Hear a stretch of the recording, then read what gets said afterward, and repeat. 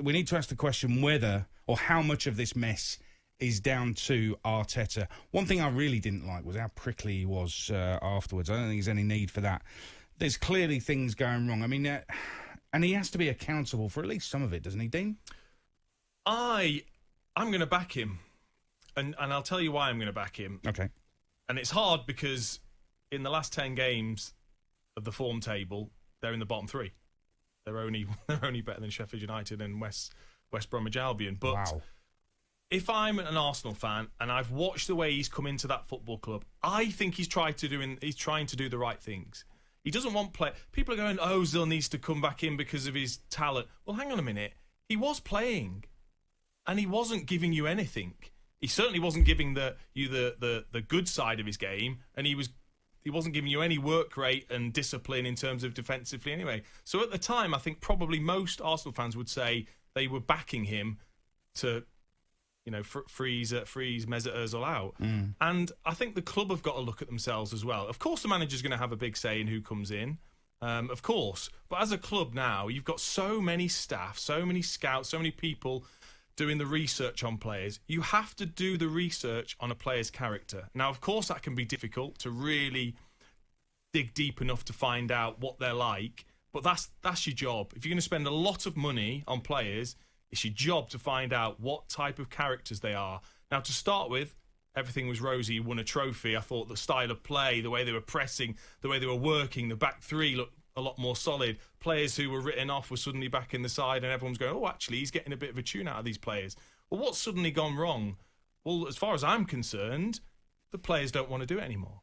The players don't like how he is away from the game, and the way that he's treated maybe their teammates. Well, boo-hoo. This is a serious sport. You're getting paid well to do it.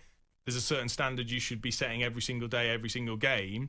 And I can still see the fact that he wants his team to be the opposite to what they were under previous managers, and give that team a real bit of bite and a bit of character within the side to go and defend properly. And Aubameyang was playing left side, but he was working back and he was also scoring goals.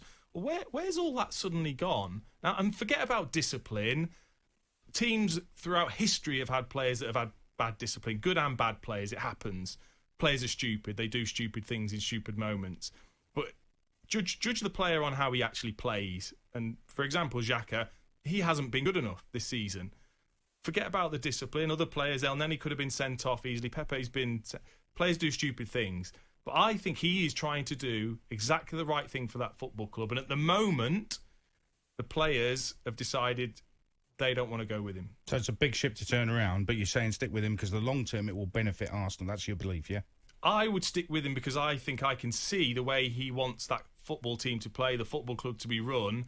And I think if you go with him long enough, I think it will work. There's something really not quite right at Arsenal. I'm not just talking about the results, but just the whole thing. And he's talking about how it's unacceptable what Xhaka did. Well, it was also unacceptable what Pepe did at Leeds. And I know you say discipline, players can do stupid things, but I've always felt there was a huge discipline problem at Arsenal, not just in terms of getting red cards, etc. I thought in terms of the man. Now we're hearing stories that David Luiz and him aren't speaking. He's not spoken to Aubameyang. Is that just are we reading too much into that? I just think there's something really not quite right, and that is what is being reflected on the pitch. I mean, you talk about the FA Cup, and that's a great thing to win, right?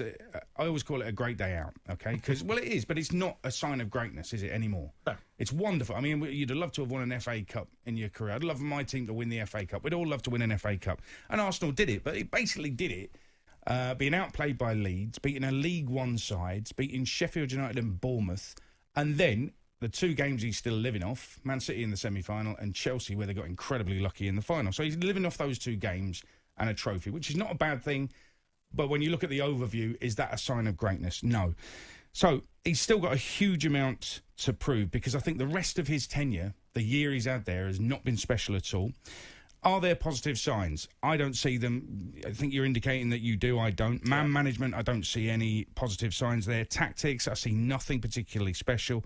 Entertainment and goals, that's a big no from me. And in terms of decisions as well, the decision on Ozil whilst I agree with you, if Ozil's the answer, God knows what the question is. I also think just to freeze him out when he's on that much money and he's not available for the Premier League squad, I think is utterly bizarre. I think putting your faith back in Xhaka was always going to blow up in your face, and so it's proved. Giving David Luiz another contract I thought was a little bit odd, but Arsenal fans, I think, quite like him. And selling the wrong goalkeeper was a bad mistake as well. So far, not very good from Mikel Arteta. I think there's a lot wrong with what he's been doing there.